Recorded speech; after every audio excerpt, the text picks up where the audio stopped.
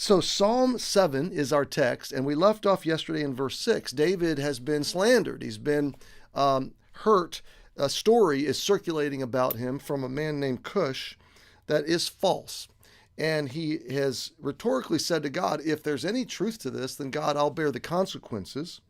But I'm trusting you. God, I'm not taking matters into my own hands. How we often want to do that when the narrative turns against us. Someone's spinning a false story about us, and really where it could go very, very badly against us. Okay, David had a lot at stake here. There was great reason for him to work arduously to try to correct the narrative, to try to retain his position and his prominence, but he didn't do that. He really just started by saying, God, I'm putting my trust in you.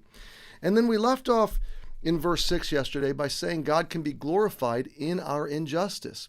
And that's a big part of this psalm, is that David is not trying to glorify himself. He wants God to be glorified in this injustice. Look at verse 6. Arise, O Lord, in thine anger, lift up thyself. Do you see this?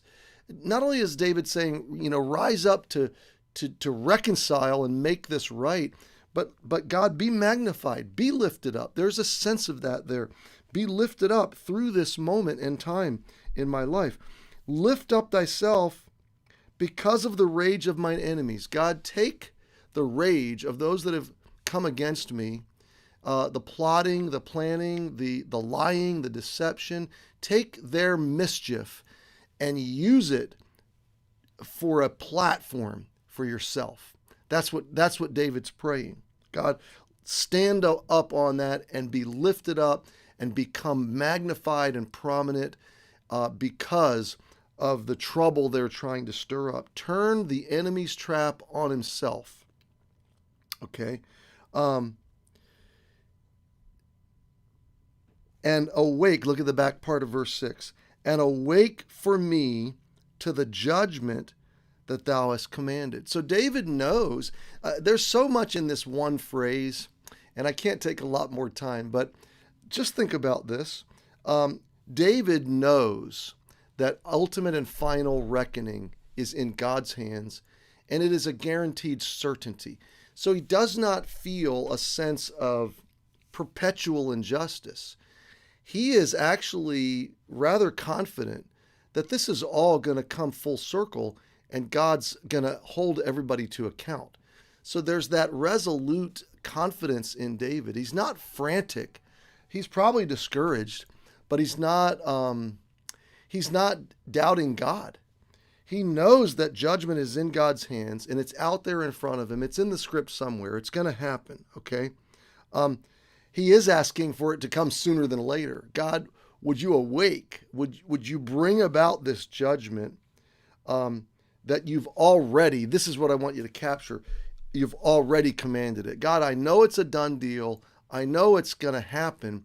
Would you bring it sooner than later? Would you prevent greater disruption in this circumstance? Now, why would he pray that? Is it purely selfish? Does he just want out? Is it just disruptive to him? Well, I'm going to pause, but we're going to find out tomorrow. This is actually a very selfless prayer. It's a cry for a leader on behalf of others. But my friend, take hope today, take heart, lift up your heart and hope that number one, God can magnify himself through your injustice. He can take your injustice and turn it into a platform for his glory. But then rest in confidence and move forward confidently, not taking matters into your own hands, but knowing judgment is already declared. God will reckon with injustice. Hey, happy Tuesday. We'll see you tomorrow.